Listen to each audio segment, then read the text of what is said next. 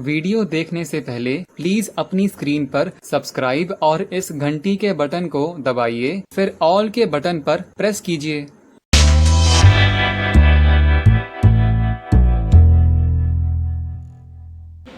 Germany की सरकार एक यूनिवर्सिटी बनाने जा रही है 100 अरब डॉलर के खर्चे से, जो सिर्फ आयुर्वेद पे ही काम करे।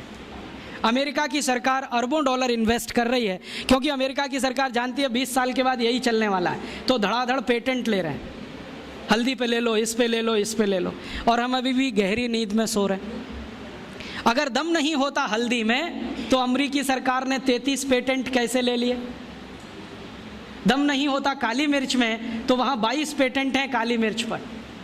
और सबसे लेटेस्ट पेटेंट पता है काली मिर्च का क्या है? कि इसको चूसो तो खांसी ठीक हो जाती है। अमेरिका ने इस पे पेटेंट किया हुआ है कि काली मिर्च को चूसने मात्र से खांसी ठीक हो जाती है। ये तो हमारे देश में लाखों माताएं बहनें रोज करती हैं, सब जानते हैं कि काली मिर्च को चूसो तो खांसी ठीक हो जाती है। उन्होंने पेटेंट करा लिया इस पे, हमें मालूम ही नहीं है। अब तो गोमूत्र पर पेटेंट करा ले रहे हैं वो।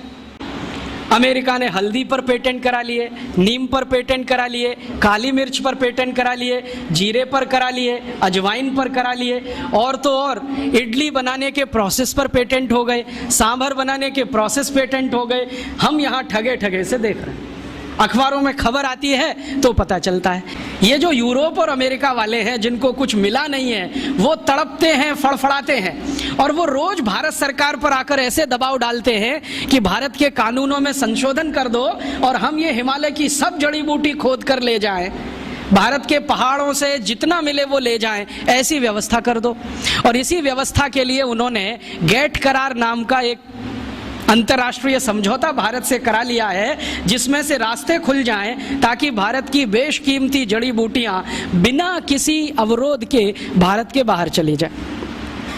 वो तड़पते हैं, और इतने सारे रिसर्चर्स वहाँ से आते हैं यूरोप और अमेरिका से, वो एक ही बात के लिए यहाँ काम करते हैं, किस इलाके में क्या क्या जड़ी बूटियाँ हैं, कौन कौन से क्षेत्र में क्या क्या मिलता है। अब उन्होंने एक नया रास्ता निकाला है। भारत सरकार कुछ ऐसे मूर्खता के काम करती है, उनमें से एक काम है फॉरेन फंड से एनजीओज चलाना। विदेशी पैसा लिया और एक ट्रस्ट बना लिया, एक संस्था बना ली, एक एनजीओ बना लिया। तो ये जो विदेश में बैठे हुए लोग हैं ना, वो उन एनजीओज को थोड़ा डोनेशन देते हैं और कहते हैं बताओ तुम्हारे इलाके में क्या क्या है। ये मूर्ख लोग यहाँ थोड़े पैसे के लालच में सूची की सूचियाँ बनाते हैं और यूरोप और अमेरिका को भेजते जाते हैं कि यहाँ ये है, यहाँ ये है, यहाँ ये है, और उनको ये धीरे धीरे पता चल रहा है और धीरे धीरे वो भारत सरकार की बाहें उमेट रहे हैं। चीन इस मामले में थोड़ा होशियार है। चीन की सरकार अपनी जड़ी बूटियों के क्षेत्र में विदेशियों को प्रवेश नहीं करने देते। वो कहते हैं जो रिसर्च करेंगे वो हम करेंगे, परिणाम भी हम पहले जानेंगे, जरूरत पड़ेगी तो तुम्हें बताएंगे, नहीं तो जरूरी नहीं है कि तुम्हें सभी परिणाम बताएं। वो थोड़े होशियार हैं। हमारे देश के नेता उनसे थोड़े ज़्यादा मूर्ख हैं। किसी भी विदेशी को बुलाएंगे, आओ दरवाज़ा खुला है, जो तुम्हें चाहिए सब लूट के ले जाओ। जैसे वो जहांगीर था ना 400 साल पहले, ईस्ट इंडिया कंपनी को दरवाजा खोल के बुला लिया, वही जहांगीरों के मानस पुत्र आज भी इस देश में है। आ जाओ, किसी का भी स्वागत है। भारत एक धर्मशाला है, सराय जैसा है। हमने ग्लोबलाइजेशन कर दिया, लिबरलाइजेशन कर दिया, जो तुम्हें चाहिए सब ले जाओ। अब मुश्किल क्या हो रही है कि जब बहुत रेयर माने बेशकीमती जड़ी बूटियों पे कहीं काम होता है तो पता चले वो भारत में नहीं है, कनाडा में है।